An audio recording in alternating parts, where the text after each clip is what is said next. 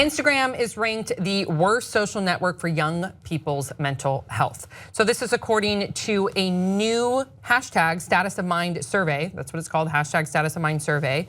And it says here, quote, that Instagram negatively impacted people's body image, sleep, and fear of missing out. But then it says the survey of 1,479 youngsters aged 14 to 24 found Instagram was positive in terms of self-expression and self-identity. So what happened was they had respondents, they were asked how they score different social media platforms and how each social media platform affects their anxiety, affects their loneliness, affects community building, how it helps it, or I guess how it hurts it. And it says here, according to the Telegraph, quote, the site with the most positive rating was YouTube, followed by Twitter, then Facebook, then Snapchat, and then Instagram.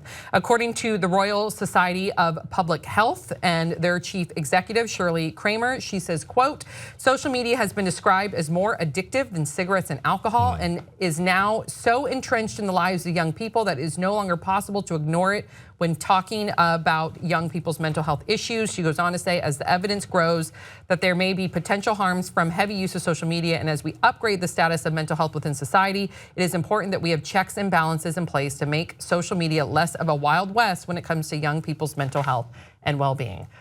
Does this ring true to any of you? Yeah, absolutely. Social media, I think it's entrenched on society in general, not just young adults or the youth. I agree. They said that YouTube was the most favorable, but the reason why I feel YouTube is less threatening is because you search for things on YouTube. You go on looking for specific content, right? When you go on Instagram, depending on who you're following, like I could open my Instagram right now and see abs, six packs, pseudo amazing flossy lifestyles that I don't live because we curate these pictures. They're all they're images we're choosing to show people. And so you want to get the most likes because again, another dangerous element of Instagram is the approval of likes. Like Sam, you post a picture, it gets 2,000 likes, and so that's a validation, and not for you, but for a lot of people. That's a validation of my existence. Am I important enough to get these likes? Is this picture okay, or am I beautiful enough? Am I rich enough to be validated by all these people? Because social media is a party in your pocket. At any given time, you have. For me, I have 5,000 people to give me feedback, to approve me, to give me a comment, to validate my existence, be it negative or positive. So it's very dangerous. And how fast you flash through those images, can you imagine too, like even how it impacts me as an adult, but as a teen, just flashing through 100 images in 10 minutes and then like 10 minutes later flashing through again, and it's all these curated images. I can imagine the anxiety, the fear of missing out, all of it. People who work in the entertainment industry freak out about ratings. Like you want to make sure that your show is getting ratings, and that's when it's explicit that you are creating a fiction that people will watch to escape their reality. But this is that same paranoia that not enough people are watching, but it's not a clear fiction to you or anyone else. Though at the beginning you might kind of tell yourself, oh, I'm kind of playing certain stuff up, but you can't deny that there's this insane paranoid preoccupation with enough people saying they like it, and it really is you. Yeah, and there's really no way to win also. I think that's what strikes me. There's an infinite number of, likes that you can way to win. Achieve, right. But like, I mean in the sense of if you are playing the Instagram game, if that's like your- Right, you've already lost. You've already lost, but what I'm saying is that there's no number of likes that you could achieve that will get you that number, because then the next day, say that you get 500, then the next day you're like, oh, what about 600 or 700? And then also what you were saying, Sam, about the mindless flipping through. Someone could take a lot of time cultivating an image that they really like, something that maybe they've edited or they think is really cool, or an experience that they really want to share. And ultimately it will become reduced down to someone just flicking through, and then mindlessly, you can think of the best caption and someone's just gonna flick through and just sort of like it. And so there is this emptiness that resonates through, I think, the entire app. But it's interesting because it's juxtaposed with people feel as though they have the most self-expression on Instagram, but that expression really isn't being isn't highly regarded by a lot of their friends, because you're just another thing to flip through. And you're right. And the game that people play, so you add this level of approval. Well, now Instagram and Twitter have verification, where you now get a check mark. You get to be a verified person. And it's laughable. And I will be the first to say that I really lobbied hard for verification on Twitter because it was the elusive unicorn. If you were verified on Twitter, damn it, you were a cool kid. And now Instagram verification is even harder to get. So when you're verified on these social media platforms, it's saying that you are someone, you are a notable figure, you are a public figure, and people look at your profile as, oh my God, you must be something. And I hate to use the word talent because I came under fire for saying on-camera talent, but in the business, right, when we say talent,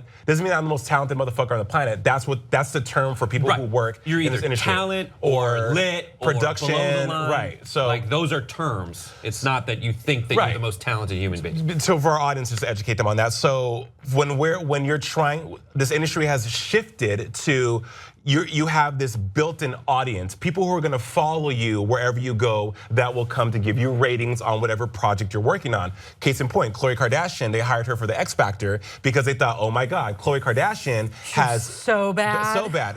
But we'll touch on that. No training, it was frustrating. They did not nurture her. They let her, pisses me off. But Fox and whoever produces Idol or X Factor thought Khloe has this built-in audience of millions of people who are going to follow her to this new venue to make it more successful, and that's not true at all. So it's just social media is this mind fuck that's really screwing people over, and it's hurt my self-esteem. I'll be the first to say that. Same. Well, yeah, I mean, if you look at like the Grace Helbig thing where they put her on E and flop. And to be what I see happening in the biz is like folks get that level of celebrity on social media and they don't have any real faith that they'll be able to port it all over to a different, media outlet. But rather they're like, I did so much work to get here. I'm gonna take the check by doing this and I'm gonna take the perk by doing that. And the folks who are the executives who are greenlighting those, alternate media experiences that they're trying to draw influencers toward, they are so frustrated by not knowing what to do in the face of a changing media landscape where it's not just film and television. Digital. It's digital, but digital has all these different, when we rate positive self-images, we are rating it against a bunch of other, social media platforms. These desperate executives think they found the answer and hope they found the answer, and they haven't. Right. But they get to tell their boss, like, we got Grace Helbig. And it's not fair for her for the exact same reason you say. They're not for that. No, they're not. For the thing they got, they were native on that they got, celebrity through. And that's coming from the industry perspective, but just on a day-to-day from like a normal human level, from a normal teen, I can't imagine, because I didn't have to deal with that in high school or junior high. It's the new evil. And even as an adult, like I get anxiety, I do comparison, I'll feel like shit when I compare myself to other people. And then not only that, then I will get a fear of missing out too. Like, oh, I know that my sister's on a vacation right now and I wanna make sure that I see all her photos from Hawaii, and that's anxiety driven when I'm already dealing with anxiety. And so I can't imagine what the teens are going through today, because sometimes I just want to shut it all down. And how do you do that? Because then again, you feel like you're not keeping up with the Joneses, or you are missing out, and it's just. I'll tell you how you do that, Sam. You're right. You're so right. I mean, I deleted my Facebook. I did, and I don't regret it at all. Facebook is so lame now. I hate Facebook. But do you do that by? I did an experiment from December 23rd through January 23rd, where if you guys remember, I don't know if you guys remember, follow my Instagram, but I didn't post any pictures. The last picture I posted was right before Christmas, because I knew, and even years back when I had a BlackBerry with texting, that was the first inkling that I had. How addicted you could get? Yes, that I had an addictive tendency to always being on my phone and always wanting to stay up and not miss out, because I like to be in the thick of it. So I did an experiment and I said, okay, you know what? I'm not gonna post a picture on Instagram, and I'm not gonna log on Instagram for a month. And it was so gratifying. And also I did my homework. I Googled social media vacation. I read other people's experiences and how it changed their life. And so it gave me hope, because we're creatures of habit. We wake up at 6 a.m. The first thing I do is reach for my phone and think like, oh, well, let me see who liked my picture, or blah, blah, blah, blah. And I realized that also was stealing my joy and my happiness, and not being able to let me focus. Because you can't be present. You're not present at all. And I went to a dinner party in January, and a lady she pulled me aside and said, Jason, I find it so offensive and so disheartening that you are amongst all these people, but yet you can't stay off your phone, and you have the most engaging personality. She's like, you should be ashamed. And that moment I realized, oh my God, F you, biatch, but you're right. Thank you. You know, Yeah. but thank you, because it was taking a mirror and saying, dude, what has happened to you? What has become you? You know, and it was very Thank eye-opening. you for being so candid, because I can relate. I can 100% relate, and I try and strike a healthy balance, and sometimes I go way overboard, and sometimes I can, but it's still it's a process. Yeah. And it's like a muscle, you have to just work it out. And we're gonna have to like instill that, you know, if you have children, we're gonna have to, it's almost like there's no instruction manual on how you can help children. How long do you want them off social media? When they do get off, when they finally are on social media, how much time can you sit down with them and like instruct them? Like, there's no construct.